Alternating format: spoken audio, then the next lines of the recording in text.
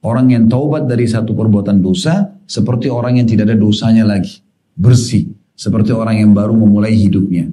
Makanya semua fasilitasnya Allah kembalikan. Allah kembalikan. Pernah ada 3 orang datang kepada Imam Hasan Basri rahimahullah. Ini Hasan Basri ulama tabi'in. Orang kalau sudah merasa imannya lemah, ya agak jauh dari Allah, selalu datang ke Hasan Basri karena bicaranya kuburan, surga, neraka. Banyak bicara tentang sekitar situ dan mengembalikan orang kepada jalan Allah SWT supaya taubat dan seterusnya. Intinya ada 3 orang datang.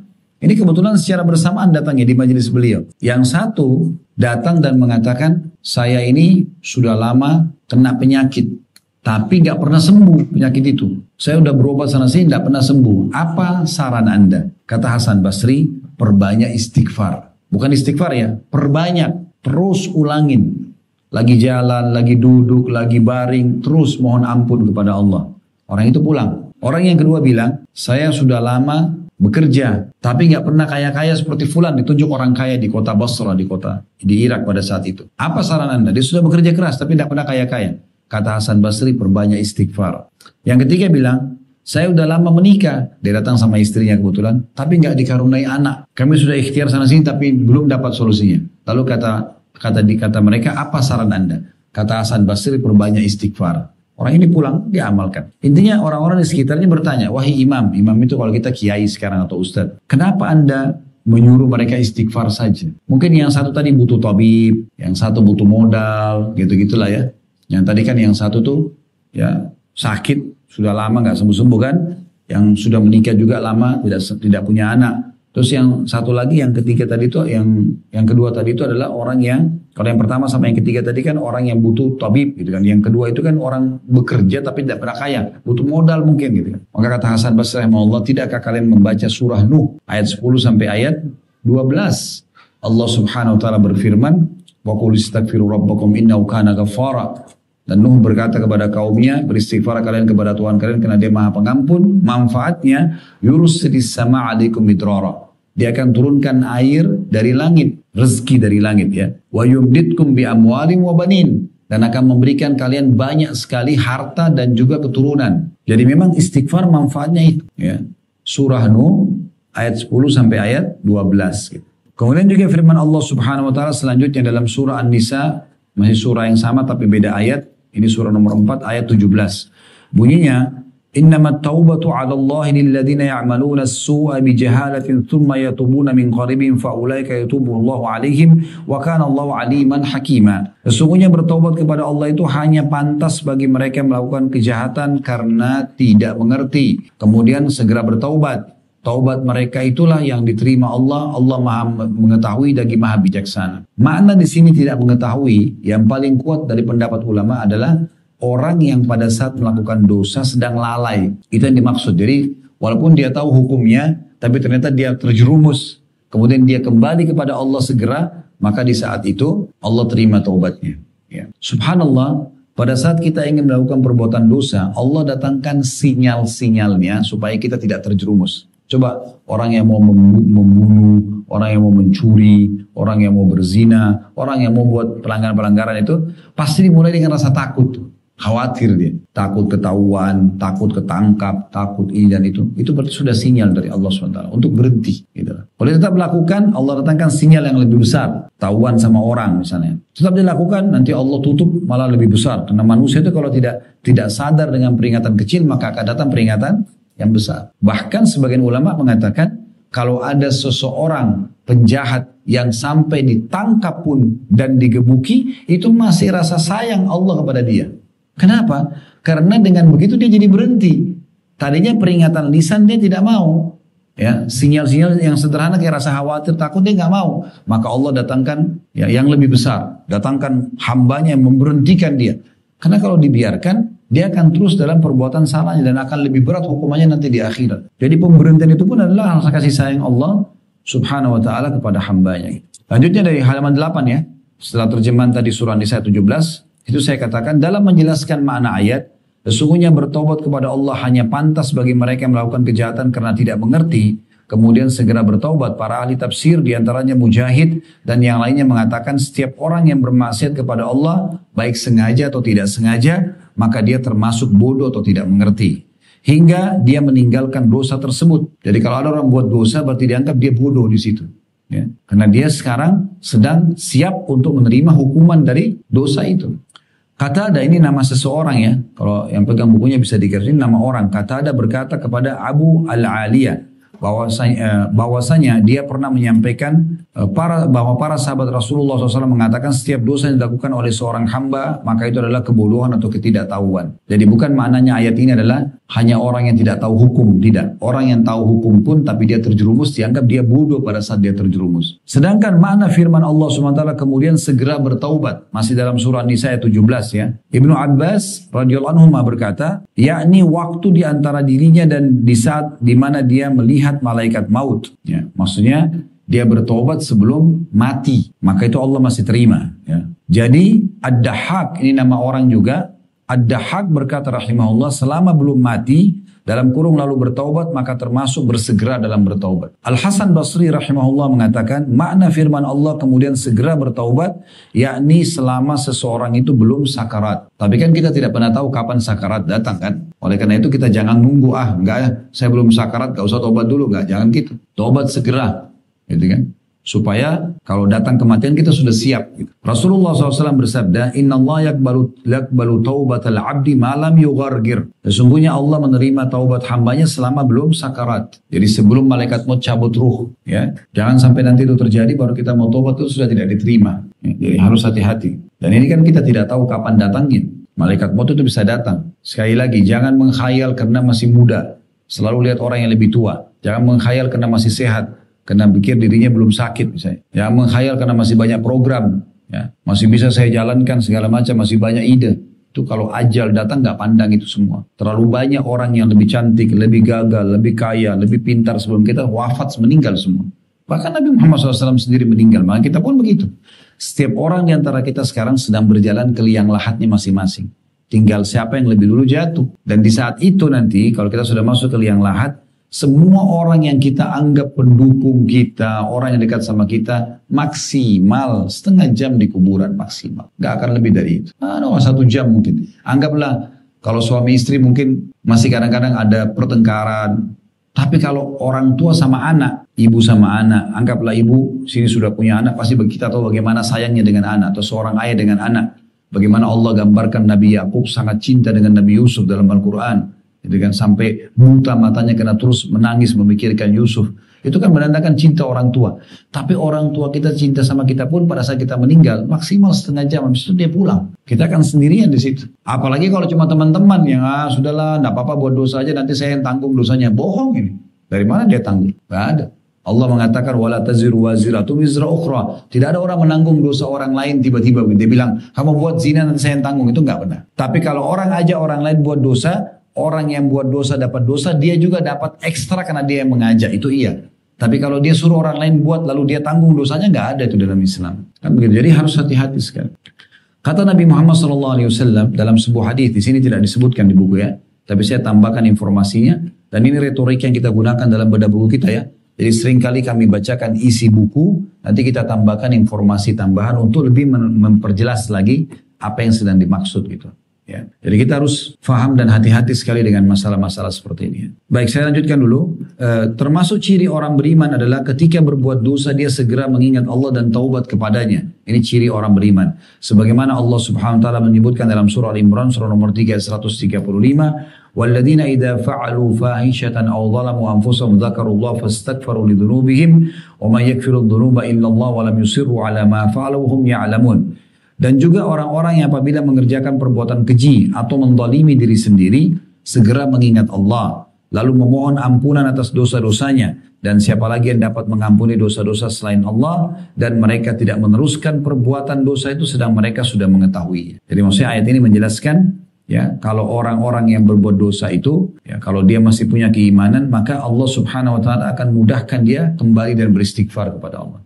Ali bin Abi Thalib radhiyallahu anhu mengatakan, Allah tidak akan mungkin memudahkan seorang hamba mengucapkan istighfar dengan lisannya lalu Allah mau menghukumnya. Biasanya memang kalau orang itu menjauh dari agama maka Allah biarkan lisannya pun sulit untuk bertobat. Bahkan dia mengajak orang lain untuk terus berbuat dosa. Lisannya dipakai untuk mengajak orang bermaksiat. Tidak hanya sekedar mengingat Allah saja, Namun mereka segera mengiringi kemaksiatan itu dengan taubat dan istighfar kepada Allah Subhanahu wa ta'ala. Imam Ahmad berkata, Yazid telah menyampaikan kepada kami, Hammam bin Yahya menyampaikan kepada kami, dan Ishaq bin Abdullah bin Abu Talha dari Abdurrahman bin Abu Amrah dari Abu Hurairah dari Nabi SAW.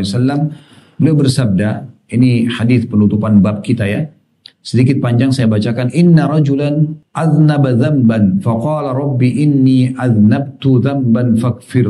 Faqala Allah azza wa jal abdi amila dhanban fa'alima anna lahu rabban yakfiru dhanb wa ya'khudhu bihi qad ghafartu li abdi thumma amila dhanban akhar faqala rabbi inni amiltu dhanban faghfir. فقال تبارك وتعالى علم عبدي أن له ربا يكفر الذنب ويأخذ به قد غفرت لعبدي ثم عمل ذنبا آخر فقال ربي إني عملت ذنبا فاغفر لي فقال عز وجل علم عبدي أن له ربا يكفر الذنب ويأخذ به قد غفرت لعبدي ثم عمل ذنبا آخر فقال ربي إني عملت ذنبا فاغفر فقال عز وجل عبدي علم أن له ربا يغفر الذنب ويأخذ به أشهدكم أني قد غفرت لعبدي فليعمل ما شاء.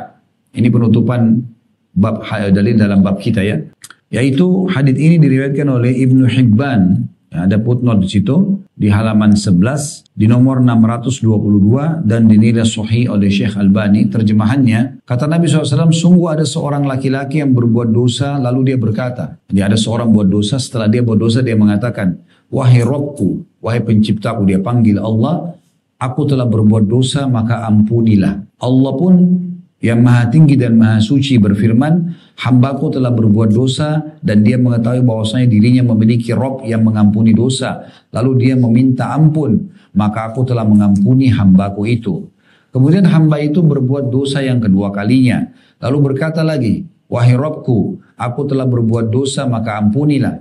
Allah yang maha suci dan maha tinggi berfirman, hambaku mengetahui bahwa dia memiliki Rabb yang mengampuni dosa, lalu dia meminta ampun, maka aku telah mengampuninya. Kemudian hamba itu mengulangi dosa yang ketiga kalinya, lalu berkata, wahai Rabbku, aku telah berbuat dosa maka ampunilah.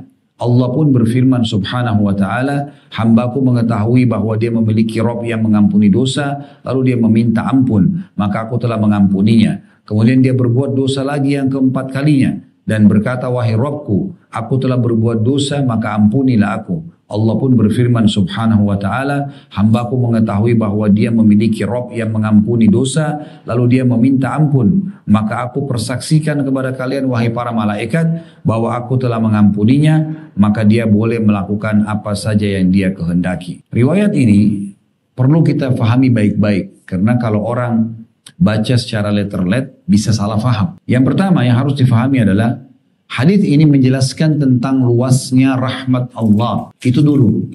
Hadits ini menjelaskan tentang luasnya rahmat Allah. Artinya kalau ada hamba buat dosa, dia bertaubat, berjalan waktu sekian lama, terjerumus lagi dalam dosa yang lain, maka dia bertaubat lagi. Berjalan waktu lagi, dia terjerumus lagi dalam dosa, dia bertobat lagi. Jadi di sini difahami adalah bagaimana rahmatnya Allah yang luas, dia tetap memaafkan hamba-hambanya.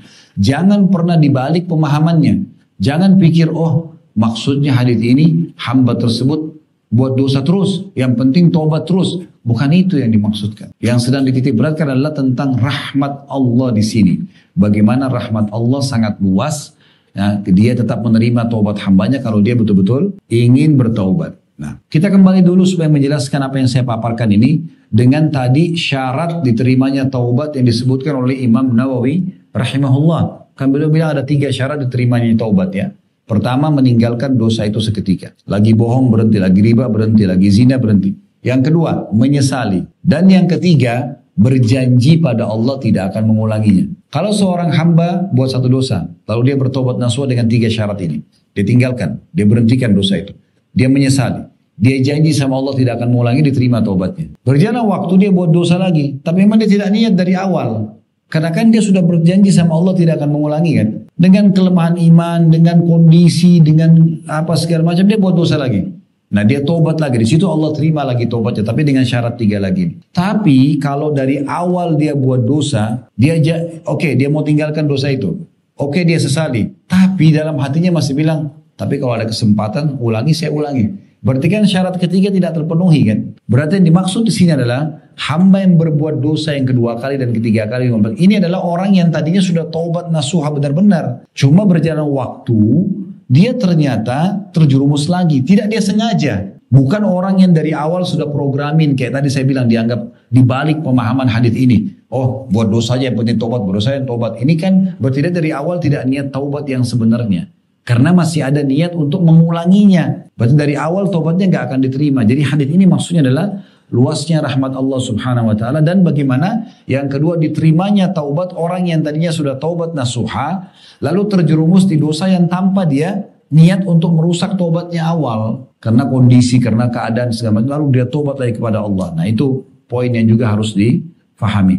Kemudian juga perlu difahami teman-teman sekalian bahwasanya kalau ada opsi berbuat ketaatan, dapat pahala, dapat rezeki, dapat rahmat, dengan berbuat dosa yang dapat hukuman, bisa terancam hukuman walaupun ada pintu tobatnya. Mana yang lebih kita pilih? Kita mengerjakan satu, misalnya gini, kalau kita kerja di kantor nih, kalau kita ikuti peraturan kantor, kerja on time, mengerjakan pekerjaan sesuai dengan yang diperintahkan, kan itu yang diinginkan, itu yang diinginkan perusahaan. Kita akan dapat gaji kan gitu, sesuai dengan itu. Mana yang kita pilih? Ini atau kita ugal-ugalan, tidak mau masuk, telat, tidak kerjakan pekerjaan yang besar sekali kemungkinan kena ancaman di PHK atau dipotong gaji, kan gitu. Kalau kita dikasih opsi, yang mana kita pilih? Hah? Gak ada jawaban. Masih hidup kan? Hah? Lihat kondisinya. Berarti masih mungkin melanggar. Sekarang saya ulangi supaya paham nih. Coba fokus. Ya. Kalau seandainya ada pilihan pekerjaan, pilihan kita bekerja on time, kita kerjakan semua pekerjaan dengan baik di perusahaan, terus dapat gaji. Dengan yang satunya, kita ugal-ugalan. Gak kerja, gak segala macam, nanti akan kena hukuman. Yang mana kita pilih? Pasti yang pertama. Kalau orang masuk di perusahaan sengaja untuk ugal-ugalan, untuk apa dia masuk ke situ? Merusak namanya, gak dapat fasilitas, itu apa? Kan gitu. Makanya pegawai yang anteng-anteng aja tuh, yang baik, itu pasti akan lama di perusahaan itu langgeng. Orang yang memang ugal-ugalan, tidak mau ya sudah. Sama di kampus juga gitu. Orang yang ikuti dosen datang didengar, dicatat, dia mau kejar ilmunya, ujian lulus. Yang malas-malas nggak mau datang, di DO nanti kan terancam kan. Lalu untuk apa? Kenapa harus cari yang tidak terima gaji atau di PHK di perusahaan atau di DO dari kampus? Kenapa harus ini? Kenapa bukan ini aja? Kenapa nggak jadi orang baik aja? Kenapa nggak jadi orang prestasi aja? Nah itu maksud. Kan eman-eman gitu, ya. Eman-eman. Toh juga dosa tadi sudah kita jelaskan akan berefek kurang baik pada kejiwaan. Ya. Kondisi dan keadaan sumpah, sedih, permasalahan-permasalahan yang terjadi itu banyak sekali. Dan tadi hadis yang saya bacakan tentang masalah orang kalau meninggal nanti akan ditinggal oleh orang-orang yang dikasihi. Itu kata Nabi SAW, kalau anak ada meninggal dunia, hadisnya belum saya bacakan tadi ya. Kalau anak ada meninggal dunia, maka akan diikuti ke kuburan dengan 3. Keluarganya, hartanya, dan amalnya. Serta akan pulang 2. Keluarganya akan pulang, tadi sudah saya kasih contoh orang tua saja sama anak akan tinggalkan anaknya. Anak juga akan tinggal orang tuanya. Suami dan istri akan tinggalkan pasangannya. Sahabat akan tinggalkan sahabatnya. Kemudian hartanya. Mobil mewah yang kita miliki parkir paling jauh di pagar kuburan. Gak akan masuk ke liang lahat. Yang tinggal bersama kita amal. Nah ini yang kita selalu lalaikan, sholat, misalnya puasa, sedekah, dan seterusnya. Ini yang kita lalaikan. Ini justru yang akan menemani kita. Dalam sebuah hadis Bukhari, dijelaskan amal itu akan berbentuk wujud makhluk di kuburan. Kalau dia amal soleh akan berbentuk orang yang sangat tampan, bersih, bercahaya. Sampai mayit ini akan mengatakan, siapa kamu? Sungguh sempurna ciptaan Allah pada dirimu. Dia mengatakan, saya amal soleh ini akan menemani kau sampai hari kiamat. Di kuburan akan berdua sama amal soleh itu. Sebaliknya, dosa-dosa juga akan ada wujudnya. Kata Nabi SAW, nanti orang-orang ahli maksiat atau orang kafir itu akan datang sosok makhluk di sebelahnya, mukanya serem, ya, baunya, bau badannya busuk, dan menakutkan. Sampai orang ini bilang, siapa kamu? Sungguh buruk ciptaan Allah pada dirimu. Maka dia mengatakan saya dosamu akan menemani kau sampai hari kiamat. Nah yang mana kita pilih nih? Untuk ditemani oleh amal soleh, ya, atau kita meninggal di kuburan, atau ditemani sama dosa. Selama di dunia, yang mana kita pilih? Nama kita harum, disukai oleh manusia dengan bekerja baik di perusahaan tadi misalnya, atau di kampus kita berprestasi, atau kita ugal-ugalan, dibenci oleh manusia. Kalau di alam agama ini kita lakukan ketaatan, sholat, tutup aurat segala macam, dapat ridho Allah, dapat karunia dari Allah, atau kita buat maksiat, akhirnya kita dapat hukuman Allah. Ini kan opsi pilihan dan semua ada di tangan kita masing-masing. Tujuan kita bahas tema bab ini adalah bagaimana kita justru memilih opsi yang pertama. Kita menjadi orang yang baik dan sekaligus menjadi orang yang baik maksimal. Sekali hijrah maksimal. Dan masa lalu kita sudah tutup. Kuncinya adalah taubat. Kembali kepada Allah subhanahu wa ta'ala dengan nasuha dan tidak setengah-setengah tentunya.